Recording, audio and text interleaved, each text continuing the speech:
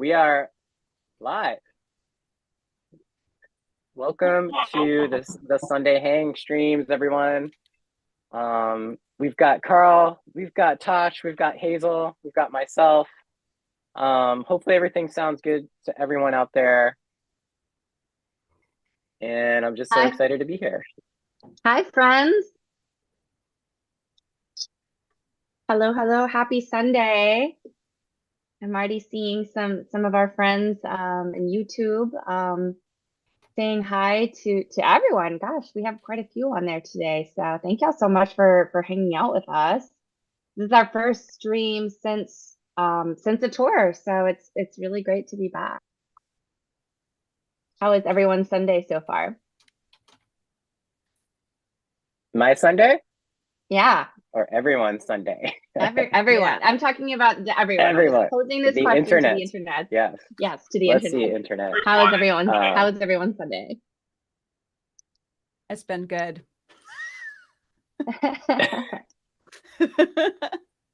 I've had a great Sunday. I did have to work, but I'm here now with the fun kind of work. I'm really excited.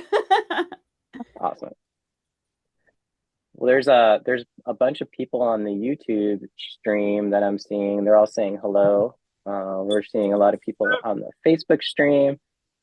So yeah, let us know how you're doing, and feel free to ask any question to the band. We're also doing basically like our post-tour decompression, where we like just sort of hang and talk a little bit about the tour, and you all can ask questions about it too.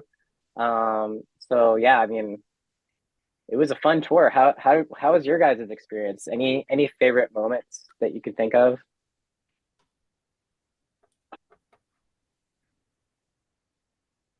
Well, I'll start. I think right off the bat, well, the thing that the ship that launched all of the ships was Dark Force Fest. Getting asked to be a part of that, and so I put together the tour to get us there and back. And I mean, the tour was all around incredible. But you know, it was one of those like really amazing moments because we've been hearing from a lot of our friends just how amazing the community is. And it was just such an honor to be a part of it. And yeah, just, you know, from start to finish, there was a lot of like really special moments, I think, on tour. You know, I'm like, I mean, off the cuff, I was like thinking about how special it was to hang out with our Hatters in St. Louis and in DC, and getting to hang out with Carl's family in Dallas. And then there was the hot dog suit. So I think that I will always request a hot dog dance and a hot dog appearance at some point on every tour now, because that was awesome. Yes. This is Tasha's highlights.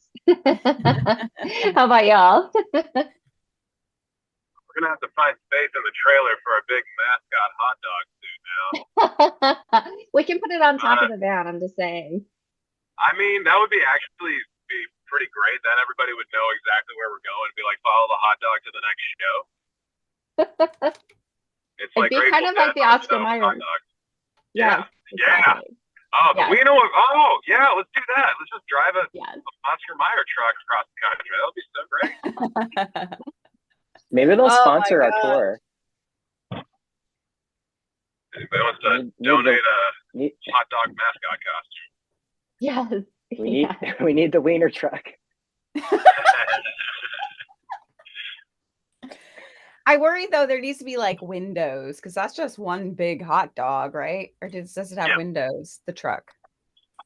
I think it looks like it has windows. I mean, I've never actually come up close to one, so right. I can't think if it has windows or not. I think I'd be sad in a van that didn't have windows, even if it was a hot dog that like you could possibly not be sad in.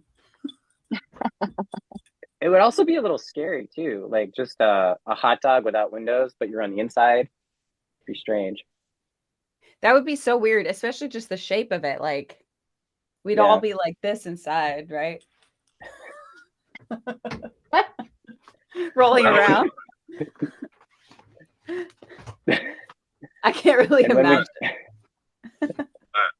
I guess other highlights other than the hot dog suit, definitely getting to see my old friends and all of my at the Dallas show, and getting to play Deep Ellum it was like returning to the homeland. And so many amazing, like some of my very, very good oldest friends I know, like can't remember life without them, all showed up. They were all there having a great time, and I appreciate them all so much for that. Same thing with my family.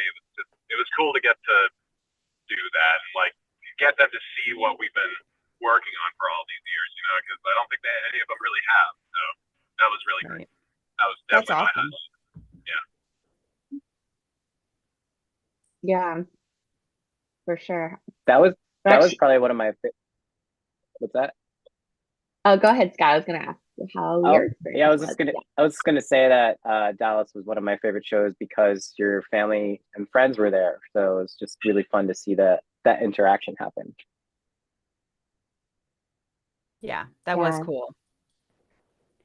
I think that's one of my favorite parts of touring. I mean, there's lots of favorite parts is, well, there's the chosen family, which is our wonderful Mad Hatters. There's the blood family and the friends and just getting to like either spend quality time as we can in between or just the little moments in between as well. So that's always really special. So yeah. Yes. How about you, Hazel? Any particular highlights?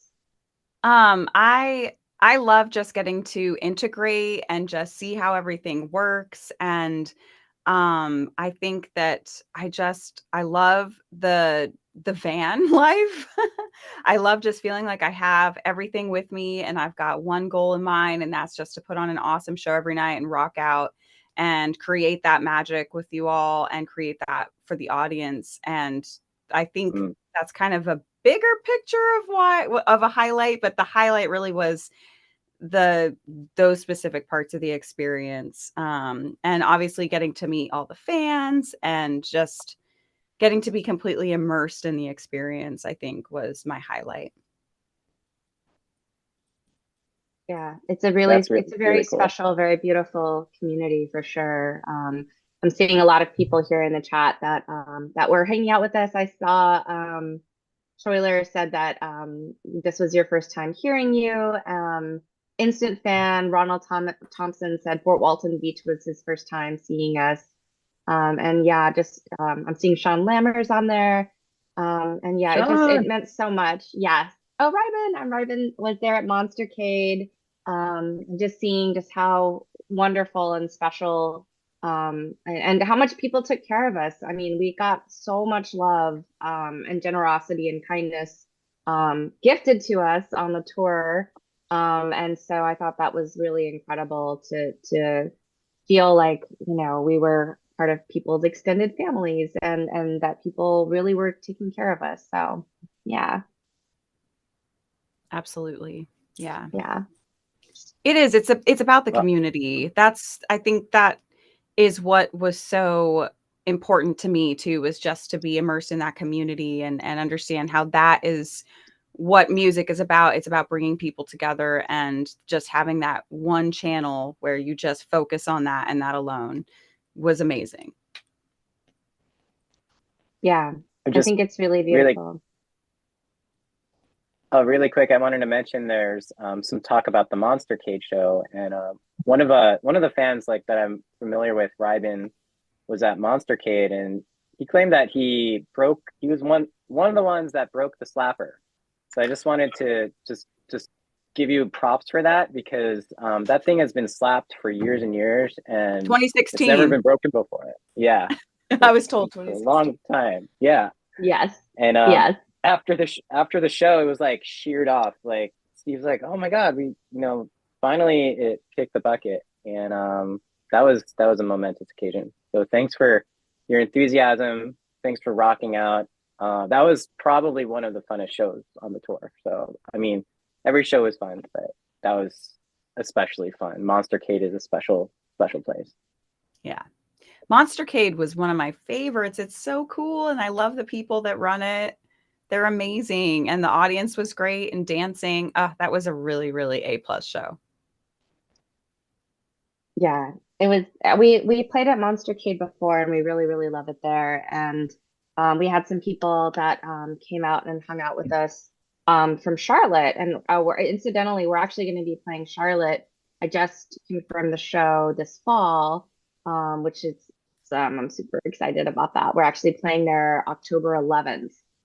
So anybody that is in North Carolina that wants to come hang out with us at the Milestone, that seems to be kind of Yes. tradition.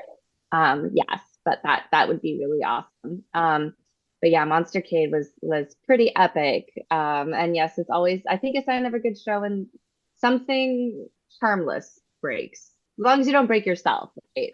Yeah, Yeah, that's true. yeah. Mhm. I didn't Yeah. remember that it was Monstercade that broke. They blur together. Yes, yes.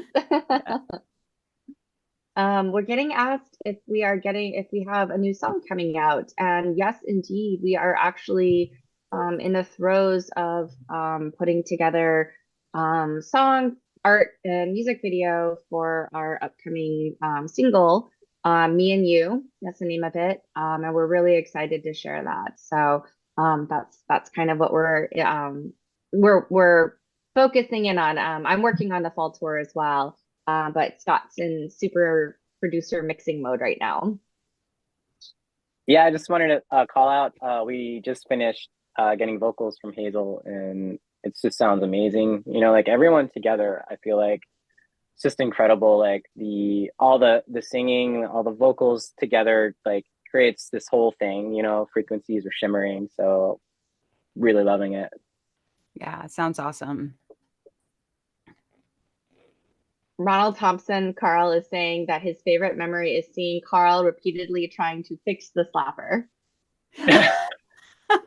Wow. That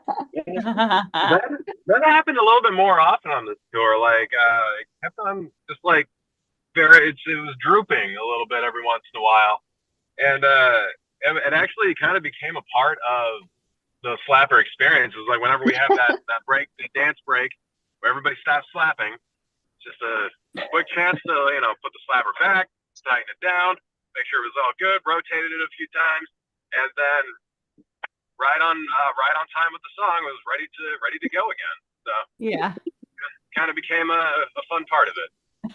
And you and I would be like, who's gonna reach in there? Who's gonna get there first? You often did.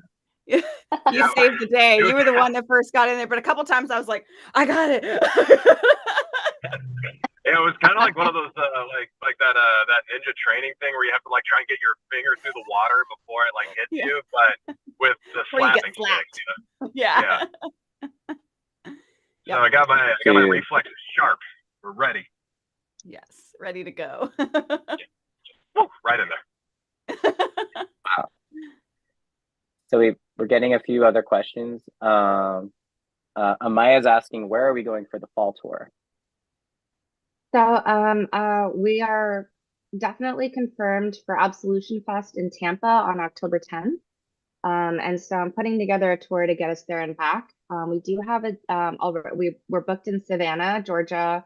We're booked in at Charlotte at the Milestone. I just got another show at Lawrence. I saw that we had some people from Lawrence that are hanging out with us. And so we're playing this time at Replay. And I'm working on some shows to try to get us kind of in the Midwest, and getting back through Colorado. Would love to play in Detroit if possible. The date that I was looking at, it looked like the venue was already booked. So, oh, and Sean, we are playing in San Francisco. I just saw that pop up. We're playing there in the summer. It's actually going to be our last date, so July 22nd at DNA Lounge. So hopefully you can come hang out with us. We would absolutely love to hang out in person. Yeah. But yeah, if anybody has any suggestions for bands, venues, promoters, send them my way. Kind of mid-size is what we're looking at. It's always really sweet when y'all send over like the larger venues, and we're not quite at that point yet, but we're aiming for that. But kind of like small mid-sized venues is what we're looking at, and any promoters that can be helpful as well in the area. So but kind of, yeah, I have several dates that I'm still putting together. So I actually just got a date in Indianapolis, so we're excited. It'll be a first time in Indiana for Alice, so that is awesome. I'm trying to get into like Southern Ohio to this particular trip. So looking into either Columbus or Cincinnati. Yeah, so those are kind of the idea. Oh, and we're playing in New Orleans. So we actually are putting together a whole New Orleans experience. We have a date for Friday, October 4th, and we're gonna put together like a New Orleans experience for that weekend for anyone that is interested. Yeah, Yeah. it's one of our favorite places to go. Super creative, inspiring. This will be Hazel's first time in New Orleans as well. So It's going to be sort of like Halloween themed, because usually in the past we would play there on or around Halloween, and we would do this whole sort of uh, getaway experience with the band. Like literally, you spend a couple days with us, and it'll be the same thing, and it'll still be Halloween themed, and we'll do some ghost tours. We'll do basically like a private performance for you. We'll be hanging out, in the Bourbon Street area, the whole French Quarter, like all day. We'll be hanging out, like eating beignets and doing all kinds of fun stuff and checking out all there is to check out, because there's like so much stuff going on. And we just love New Orleans, and we would love to hang out there with you. So just reach out if you're interested. You know where to find me. I'm online all the time. So let me know if you want to come. I want to go. I want to go. Well, Metal New was with us one time, and it was crazy. Metal New got the beads and everything. So, hopefully the cow will make another appearance in New Orleans. Very big possibility. Well, I'll talk to his agent, see what he has to say. See if he's available. See if he's available. Kevin is asking if we're playing in Des Moines, and I'm trying to. The date that we had available for Des Moines, unfortunately, was already booked at Lefty's. So I'm trying to see if there's at least a place close by, or another date that we can play. It's such a tricky little routing game, because it's like once you get certain dates locked in, then you have to figure out like how much is too far of a drive. And we try not to make it more than, 8 hours is kind of pushing it for us, but we try to keep it between 5 to 8 hours possible. On a really good commute, it'd only be like 2 to 3 hours, but generally speaking, we usually average, like, I would say around like 5 to 8 hours for a drive. So, but yeah, we're trying to get to Des Moines. We miss y'all a lot there. So hopefully we can figure out at least a close by place or another date. So yes. Yeah. Tripwire on Twitch is saying that there's a venue right around the corner from Lefty's that is basically a comparable venue. So that might be an interesting spot. It's called XBK. So. Ooh, okay. Yeah, thank you for the suggestion. Yeah. Yes. Yeah, we rely, since we're still, like Tosh was saying, we're like a small to mid-sized band still. We're very much under the radar. So it's like we're not playing like these huge theaters yet or anything. And we actually rely on our fans and word of mouth to let us know where they want us to come. And also, if you know any promoters or venues that might be interested, if you actually talk to them, if you're going to a show somewhere close by and you're like, this would be a cool spot for Alice, just talk to someone there. And, the more you do that, the easier it gets for us to get shows and book tours and stuff. Yeah, for sure. Like especially in the places that we haven't played before. Amaya on YouTube is mentioning that you'd love to see us in person. If you don't mind sharing like what region you're from, like it always helps when people are like, come to this area. And I do my best with each tour to try to like touch base with like every little region that people request us. And we are definitely down to play smaller towns. I myself grew up in a small town in Texas, so small towns have a close place in my heart, and I find that small towns absolutely rock. So it doesn't have to be like a big major city, as long as there's a lot of love there. So yeah. Oh, yes. Tom is asking about our Memphis date. That is actually confirmed. Let's see. Talk amongst yourselves. I'll look and see what the date for Memphis is. Talk amongst yourselves. Yeah, talk amongst yourselves. We'll drink some coffee. Coffee talk. Someone I'll did have a ask what sip our of my favorite hotel was or place that we stayed at. Well, oh my God. Well, I mean, from this last tour, I mean, my all-time favorite was this haunted hotel in Bisbee, but I don't think you were there for that, Hazel. That was a while ago, but I don't know. Do you guys have any favorite places on our last tour? Well, now I got to hear about the haunted place. All right. Okay. Do you guys remember the name of it? It's like on the tip of my tongue. But anyways, there's this Bisbee, Arizona is infamous for, I mean, it's just this old, like, it's like the Wild West mining town, but it's like, I don't know, there's just a vibe there. And like the entire town is definitely like a getaway destination for people in that region. So like you see like a lot of tourists down there, but everyone's really sort of quirky, and there's just like this feeling of like, we're all here together and hanging out. But anyways, there's a lot of like haunted spots down there. There's old mines that are closed down, so like those are sort of creepy. You could actually explore them. And then we stayed at this hotel where there's like, definitely like some haunted stuff going on. Like you could just feel that there's a vibe, when you could like, you walk into a space sometimes and you could just feel like there's a certain energy. It's definitely like, okay, there's something going on here. And yeah, there's like, it's just an old building. I think they even closed it down at this point. It used to be like an old brothel, like back in the day or something. And it's just sort of creepy and awesome. So highly recommend it. I don't know what the name of it is off the top of my head, but I'll find out. So Memphis is October 3rd, and we're playing at Black Lodge again, and we're really excited about that for many, many reasons. We first of all like love the venue. We love the community there. We had an accident with our van last time we were there, so we want to do over. Everyone was so nice and took such good care of us, but we would like to play the shows so that we are not quite in such scramble mode. Yeah, everyone took such good care of us, but I just felt like we were just like scrambling around trying to take care of our van. So October 3rd with White Rabbit fully intact for Memphis. So yes. That'll be our show actually before New Orleans on October 4th.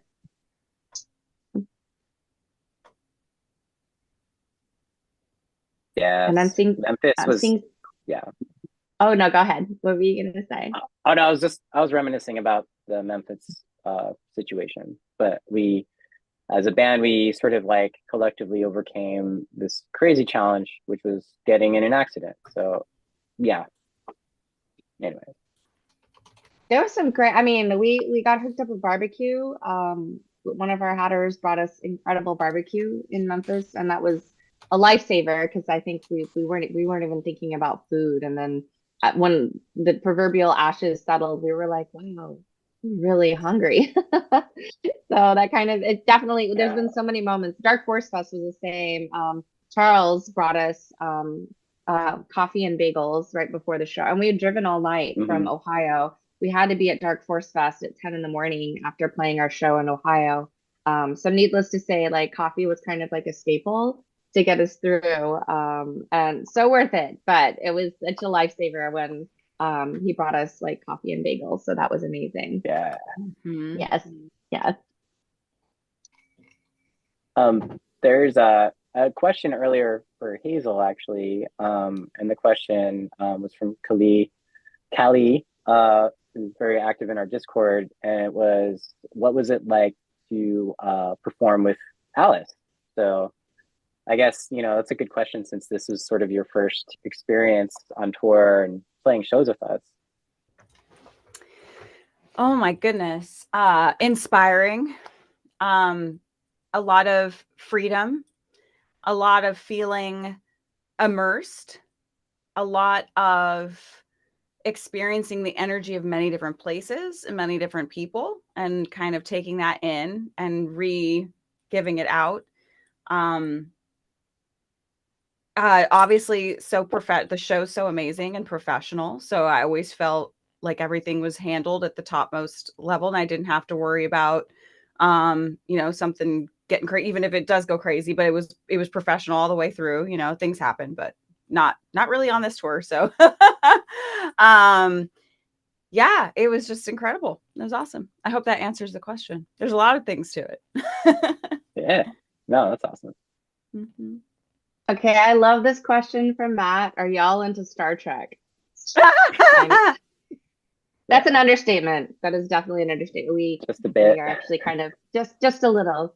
Yeah, we like to cycle through all the universes, and yes, we are huge Star Trek fans. Cardboard Janeway.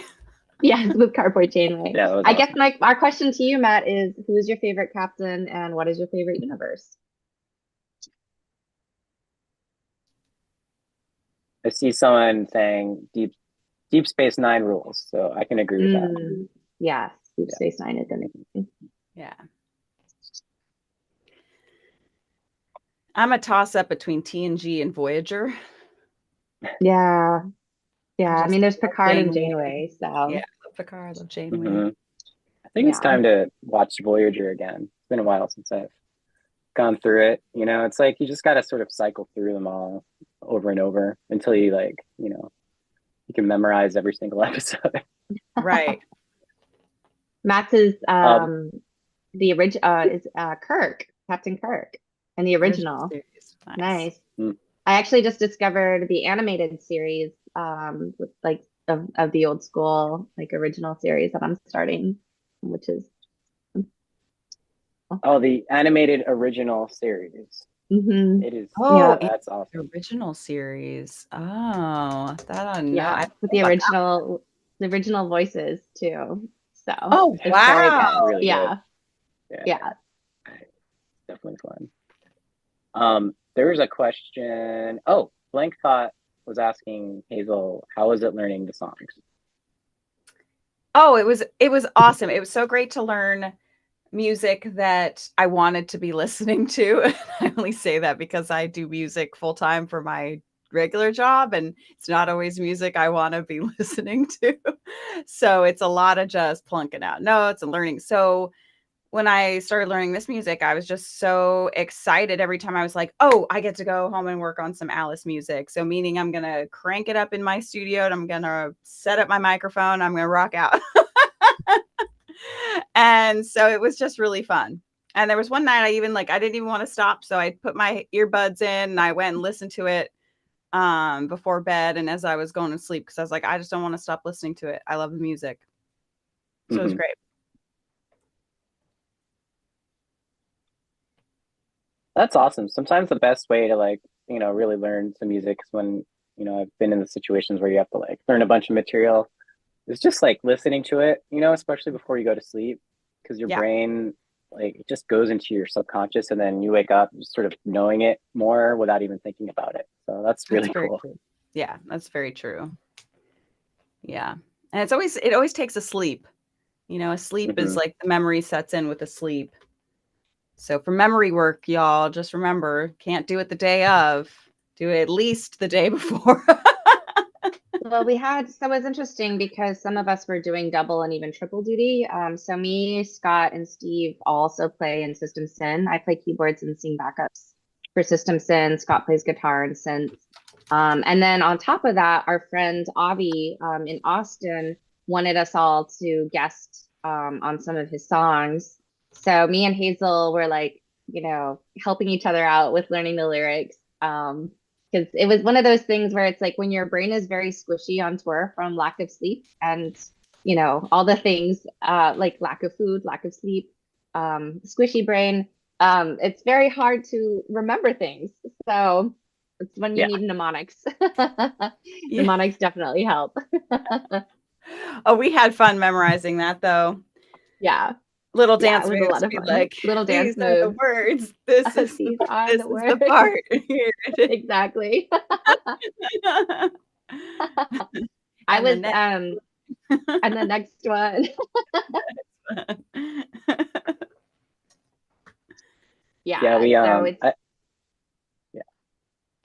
Oh, go ahead. I posted a little short because I was actually playing in Austin as like you guys did all the work, you know, Tosh and Hazel and Steve played drums with Avi, for this for one show, helping out for his band called Art versus Industry, and you guys are like learning all this music and using all Oh the yeah. mnemonics and everything. That's But I yeah, that's posted like a little clip on our YouTube channel, so if anyone's interested to hear what it sounds like, and it sounds Oh awesome, boy. check it out. So Hey, somebody Tracy. was asking about how long it takes for a starter pack, if you order it. So generally speaking, we usually do shipping like once a week. So we get together, we put together all the shipping. We just actually had a shipping day yesterday. If you happen to order something when we're on tour, it's a lot harder for us to get things out to you, and we apologize for that. It's all us that's doing it. And so especially with this last tour, there was a lot of just super long drives where we were loading out at like 3 in the morning, going to bed at 4, waking up a couple hours later and getting to the next place. It was really hard to get all the merch shipped out. So we finally caught up yesterday. So if you place your order anytime in the last month, hopefully in this upcoming, I don't know, week or so, would you say that would probably be accurate, Scott? Yeah, yeah. It Yeah. usually takes 5 to 7 days. Once it's dropped off at the post office, from there it takes like 5 to 7 days to move across the country. If you're closer to California, you'll get it probably like 2 to 3 days, but that's about the time it takes. And if you do order through our online store, you could choose the shipping method. So there's also upgraded shipping options and stuff like that. But yeah, generally, if you were to like order the starter pack right now, you'd get it, I'd say between 7 to 12 days. Yeah. Yeah, in general. And thank you so much for your patience and support. We really, really appreciate it. It's something that means so much to us as an independent band and really, really helps a lot. So and yeah, we hope one day we will have little elves and such in a nice little factory to help us move things along. But in the meantime, it's just us with our little paws putting together all the things. So, but we really appreciate your patience getting that out to you. Troiler is saying that your starter pack was 4 days shipped to Texas. So that is awesome. Nice. I love that. great. Yes. That's quick. That's really That's quick. awesome. Wow. Yeah. Yeah. Yeah. Oh, this is Yeah. a cool question from Ronald Thompson. Oh, sorry, Scott, were you going to say something? I was, but it's all good. No, Oh. I forgot what it was. Okay. It disappeared. Ronald was saying that you had mentioned on the Facebook group that your daughter was thinking about performing moonbeams at an open mic night. Is there any possible way to get a hold of sheet music for the piano? I don't have sheet music for it, but I can certainly like plunk it out for you. Maybe MIDI. We have a program, I think Finale probably would do that. That can create the sheet music. So I will see what I can do. I'd be happy to plunk that out for you. So I will get back to you on that. Sometimes with MIDI, I noticed that it's not totally accurate, but I can like kind of finagle things. But that would be very, very cool to have the sheet music. We've gotten asked for like bass charts and stuff from Gordon as well. So yeah. Yep. Mary is And for asking, oh, sorry, go ahead, Scott. I was going to say, for those that are just joining now, feel free to ask any questions you want, and we will answer them.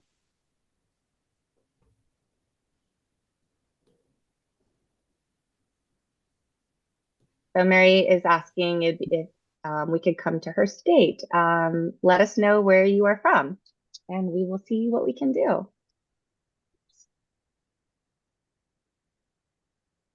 And Amaya was asking if you can make requests to where we can book shows. You'd love to see us at the Bowery Electric in New York City. Yeah, that would be awesome. We're not playing New York this particular round. We're kind of keeping it, excuse me, to the South and Midwest, but definitely we'll keep that in mind for our touring next year for sure. So definitely appreciate that that heads up. I'll definitely like make notes on that for sure. Yeah, I love playing New York. It's like whenever we play there, it's always like the sun's coming up by the time we load out. And then we get the best street food ever. You know, we Oh, hit up one of the halal carts or whatever, and we're just in heaven. And then we pass out at like 7 in the morning. that sounds like heaven to me, though. Like I've learned that I love that. Yeah.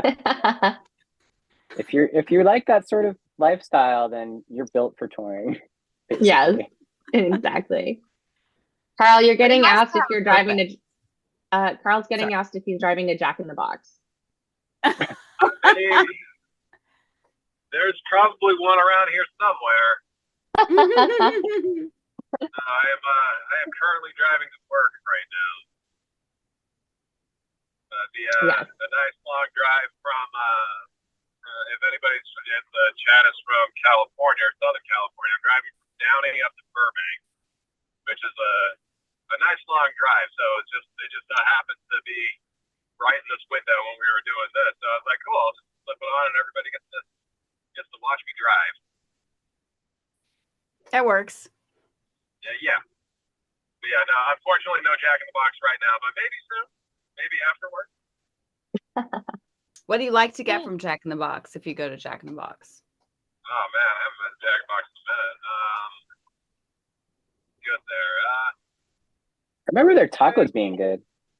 Yeah, let's go with the taco. Dude, I could go for some tacos right now. Yeah. Oh my gosh. Like, does anybody have any tacos they can like throw at me from a distance? You never know. There might be someone on the stream that's like, you're passing by and they'll just throw it in your window. Just throw some tacos out the window and I'll run out and pick them up. The curly fries. Yes, the curly fries. Oh, curly. Yeah. Oh, okay. Yeah, let's go with that. I love that. The curly fries from Jack in the Box. Just throw out a box of those. That'd be great. I also like the jalapeno poppers. I don't think I've had those from Jack in the Box. Those good. I like a jalapeno. So, Blank Thought is asking, do we ever get nervous traveling to new regions? They say, I feel like I would be super nervous just driving in New York. I'm pretty nervous naturally, though. And I feel like it's interesting because it's like, when I first started touring and driving the van, like I was nervous all the time because like driving a van and a trailer and you're responsible for like all these lives. At first it was like pretty nerve wracking and I used to get a lot of anxiety about it. So like white knuckling, and stuff like that. Now I'm a lot more comfortable as a driver. But going to a city like New York it's a challenging thing when you have not only like a regular vehicle, but a vehicle with a trailer, because there's just not a lot of space going on there, So we rely on each other. That's the power of being in this group, is that together we are super strong. So if somebody is feeling uncomfortable or nervous, like we could swap out drivers easily. Gordon's really good at backing up the van, so parallel parking with the trailer is something that you can do. It's possible, and you can even do it in New York City. We've done it. So anything's possible. You just have to trust in the group, trust in your friends and your band. That's the driving aspect. I mean, in terms of just the actual like playing a show in a region for the first time as well. The first time I mentioned I come from a small city in Texas. I think I had like New York kind of on a pedestal where I was like, oh, there's so many people, and I was super intimidated. And then we played the show, and like people were so nice and so supportive, and I was really blown away actually by the live music community. It was awesome. And so it's like you really never know, like you never really know. So I kind of just learned to like go into each show with no expectation, because like for instance, you can play a show on tour where it might have been really packed like one time that you're there, and then the next time there's hardly anybody there, and vice versa. Like I've learned that it's like just like with any show, just to go in with it, just happy to play, happy to get to do the music, happy for anybody that's there, and happy to get to make music with my band. So I think just when I focus on that, like it kind of takes away the element of fear. Mm. Yeah. I love that. Mhm. Oh God, there was a question. It was good. Was it about tacos? Because there are a lot There's of a lot of tacos. talk There's a lot about of talk of tacos. tacos. Clearly, Yeah, we all love Ed Webb was tacos. asked that. Yeah, I'm hungry Ed now. Webb asked something interesting. Oh, Ed Webb asked, so where are you guys recording at? So that's, to me, is a really interesting question, because we all have the ability to record individually now, with all the technology that we have. You know, we all have our own studios, you know, and, you know, those of us that are in LA, like we even like have our own studios here. Like Steve has his drum studio, you know, I have like my sort of like central command center where, you know, I do a lot of production and mixing and stuff. But like people record vocals remotely. Like Hazel just sent in vocals that she recorded in her own studio and they sounded great. So you know, that's the beauty of technology these days. And we do it all of ourselves. You know, we don't book time anywhere. We have the technology and we've spent years and years and years learning how to use it. So it's part of what we love about the music aspect. Like the creating of the music is part of it, is like recording, producing, and mixing and mastering and all that stuff. So it's I fun. record vocals in my apartment closet. Like I like being in my closet. It's really funny because we recorded Mankind is Obsolete with a really amazing producer, Sylvia Massey. She had recorded a lot of really amazing artists. And she had all these like super fancy microphones and an incredible studio. And a lot of the vocals we used actually ended up being from the vocals recorded in my closet. So Yeah, I think there's just with an something about SM58 like, beta. yeah, just with the SM58. You give her girl steak, she just wants a burger. But yeah, I Master don't know. closet vocal booth, Yes, the closet vocal yes, booth. You're like, I know this. I get a coat here, I get a dress here, some pants Yeah, behind me, and it's $1 million studio sound. totally, it totally. sounds I put like, amazing. yeah, Yeah. It really does. I don't see how I it put wouldn't. Yeah.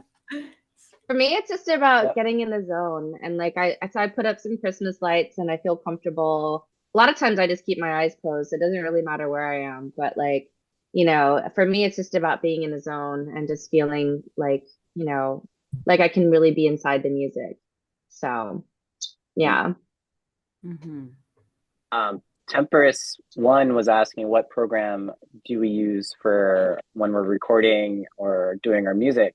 And for me personally, you know, I actually started out using Pro Tools like a long time ago. So that's sort of like the primary program that I use, and it is definitely not user friendly. But I've gotten into using Logic Pro a lot for actually just like the creation aspect, you know, when I'm like getting ideas down and just thinking about, you know, different ways of making the music. That's not what I use. But Mhm. do you guys have any programs that you all use? I use FL Studio. Very cool. I tried all of them. I mean, I think even back in the day, like my dad had given me a box for Cubase, and I remember, and I had Reason, and I've been like trying to Reason's produce cool. music for a really long time, and I've seen people use Reason, and I was like, oh, that's the one for me. And I've tried them all, and like nothing really stuck. And then I tried FL Studio, and within a week, I was like already doing stuff. So I was like, this is the one. And that's, I think, Mm-hmm. how your DAW picks you, because it was like, oh, I'm retaining this information. I don't have to relearn it all over again tomorrow when I forget the millions of things I just learned on this, you know, today. So, but FL Studio was like an exponential. I was retaining it, and I realized this is the one for me.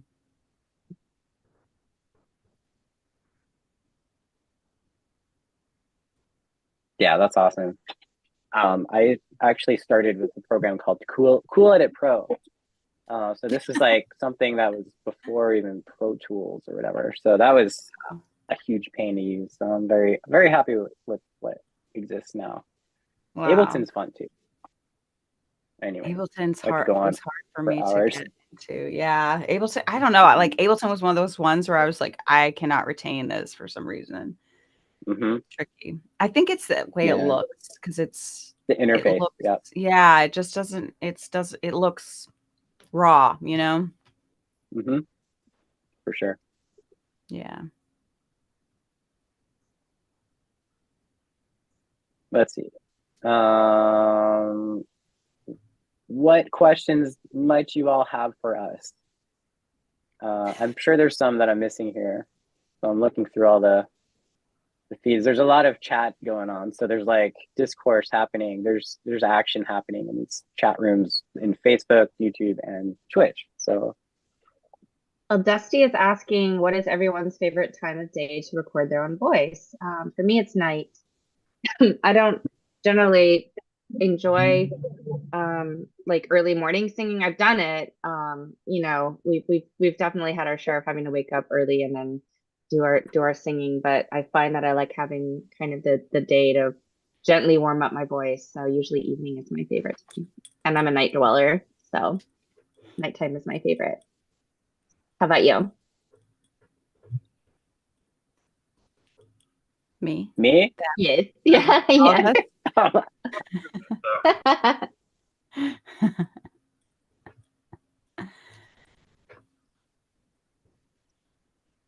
definitely not me, because I don't record No? my voice ever. No. Oh, you don't record your voice ever? No. Oh, okay, that I'm must good. be me. That's just you. Yeah. I mean, like, technically, it could be Carl with voiceover because Carl does record That's true. voiceover. So that could Carl's be got a a great voiceover voice Carl. too. Yes, Yeah, he I was kind of does. hoping we'd get an answer out of him there too. No, I record my voice when my call time is. Nice. And when I'm speaking in just a normal voice. That's when you record. That's how I record my voice. Yeah. As soon as melodies and harmonies come in, then I stop. Aww. So if we want to do any spoken word things on the album, then I got you. That's true. You'd be excellent. Yeah. I think I record mostly in the. Oh, sorry. Go ahead. No, please. I feel like you were about to say something brilliant, though. I don't want to interrupt it. It wasn't brilliant because I don't even remember what it was. Okay, I was just checking. I feel like the afternoon for me, I am not a morning person. So like if I really just had either way, if I'm not working in the morning or if I am working in the morning, I usually record in the afternoon. Nice. Mm-hmm.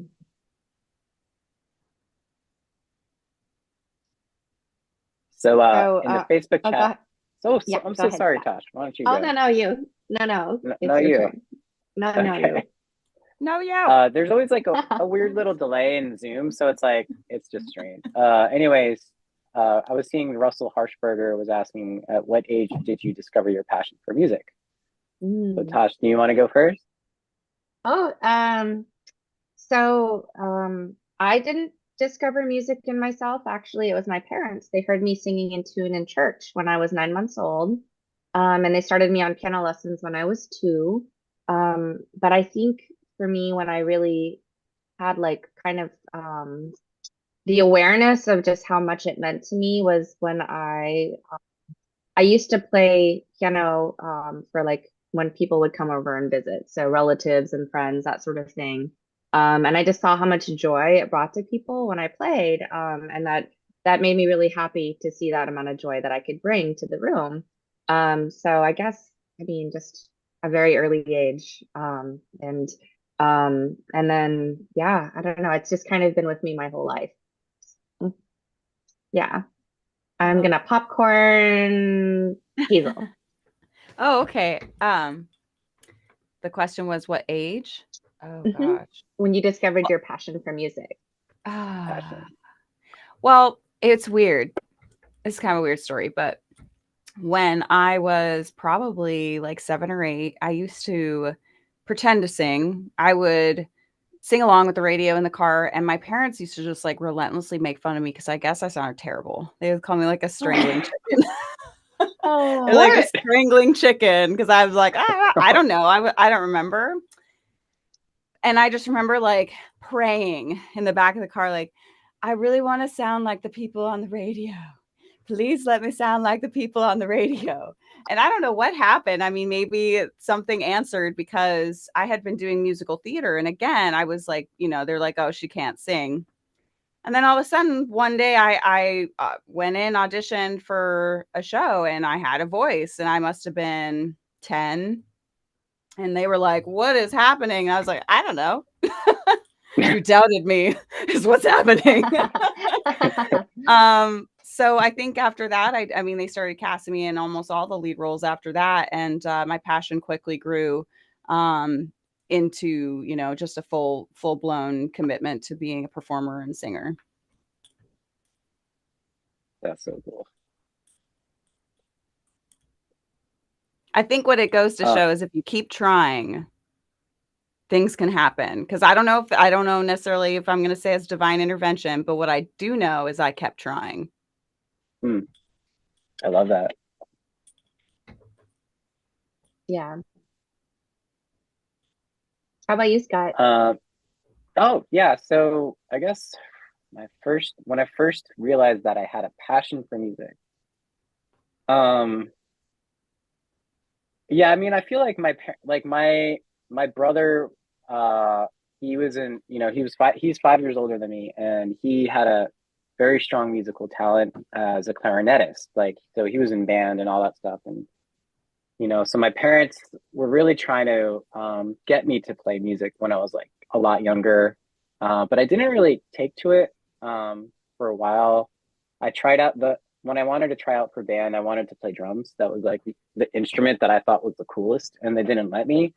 The instrument that I was given was the flute, so I did learn how to play the flute when I was in 5th grade or something. And they were like, you should probably continue this and everything, but I didn't. So I mean, going on to like basically when I was like maybe 11 or 12 years old, my first real passionate experience of music was I was away at summer camp, and there was like a band, you know, like the counselors put together a band with the students or the campers or whatever, and they were playing, you know, it was just like a band. There's the drummer, there's like someone playing guitar, you know, and at the time I was like 12 years old. And you know, I walked in and they're like, why don't you try out for like singing in this band or whatever? Because they needed to do it for some talent show or something at the camp. And I was like, I don't know, let's check it out. And I tried it out, and it like moved me at a primal level. So basically the song that we got to do was Killing in the Name of by Rage Against the Machine. So I didn't actually get to sing. I was just screaming, but it was like, I was like, I need to play in a band, you know? So at that point in time, I made a commitment to just start like playing guitar. You know, I just wanted to like, there's that feeling that you get sometimes when you're like, you feel the feeling and the sound of like, you know, drums, like rock music or something. I don't know. It was just in me. And I was like, I need to just go all out. And here I am still doing it. Yeah. That's amazing. I love it. How about you, Carl? Well, discovering the passion for music actually came a little bit later for me because I started playing cello when I was in 5th grade. I was very fortunate that the school system I went to had an orchestra program, so that was my first instrument. And it kind of made sense to me. It felt natural. It felt good to, you know, play it and everything. But as a lot of as it does happen in school systems and everything, you're an orchestra, so you play sheet music that's given to you all the time. And as much fun as it was, it started to get very redundant and very like, okay, now I got to practice and do this and everything. But I think I discovered like a passion for music whenever I had my cello. When I was like in high school, I had a really amazing cello teacher named Drew, who he opened up music theory. He opened up writing, improvising. Basically, he opened up the instrument for me that lifted it off the page. And I still remember like him teaching me just a normal blues progression on cello, and we would just like go back and forth with just improvising, like nothing written, nothing's wrong, nothing's right. It's just here's the progression, play some notes. And it took a second, but after doing that a little bit, I was like, oh my God, this. I want to do this. That's really cool. Like, so yeah, and it kind of spiraled from there, I guess. So it was a little later in my life when the passion came out, but I've been playing since I was in like 5th grade. Yeah, That's awesome. I'm seeing a lot of musicians in the chat, which is awesome, and I think it's really inspiring too to hear everyone's different experiences. You know, I think it's interesting when you're told by other people that you're good at something or you're bad at something, how it can so often like shape your own initial experience of it. And you know, I think that it's like one of those things where ultimately I think that whether or not you qualify as being quote unquote good, I think that it's more a matter of like, how do you express? Because I mean, to me, some of the best artists out there they're not necessarily like the best singers, right? But like whatever they write or they express like really speaks to my heart. So, you know, I think the whole thing is like really, it's like everybody has like a very unique expression. Which I think is beautiful. Like everybody has a unique soul, a unique expression, and you know, it's just a matter of going like, hey, you know, maybe there's somebody out there that could use exactly what I have to say, even if it's one person, you know, and even if it's for you, like just being able to like write it on the page or play it out loud or draw it or whatever the case is. I think that it's a matter of just going like, hey, you know, maybe this is just something I want to express. And you know, I know it's hard when you've had those voices of people telling you that you're not enough, or it's not good. But I think that it's like, I mean, you can see in our cases, it's, you know, it's just like, well, we're just gonna keep doing it because we love it, you know. And so hopefully some of y'all out there can find your voices, whatever they happen to be in. I'm seeing like trombone and art and singing. So yeah, hopefully we can all be kindred spirits in this community of inspiring each other to really cultivate our voices. Well, I really like that sentiment. But I also wanted to say that it is now 4:02, and I think we're close to wrapping up. And you know, I think that's just like a beautiful thing in thought form to end on. You know, it's always vital to just, you know, listen to your heart, no matter what people tell you. You know, whether people say you're good or bad, it's just vital that you do what you feel. You know what I mean? Like if you can, you know, if you have the ability, you know, please, you know, follow that inner voice. Yeah, absolutely. I think it's just a matter of doing it.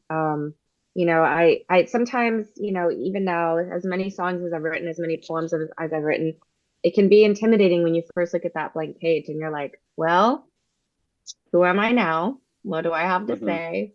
And then the minute the pen comes on the page, like I feel like everything just kind of unlocks. And so it's just a matter of just, you know, of just doing it, you know. Yeah.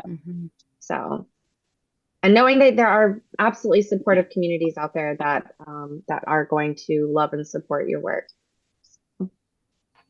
But yes, that being said, we are gonna jump over to tea time for our inner circle, and want to thank y'all so much again for taking the time to hang out with us. This is such a joy for all of us. We love getting to chat with y'all. Your questions are so inspiring, and yeah, it's just great to catch up. So we'll be doing this bi-weekly. So not this coming Sunday. We'll be doing a tour router stream, but the following Sunday we'll be doing this again. So hopefully we'll get to hang out again and get to chat about more things important like tacos and music and all this. Yes.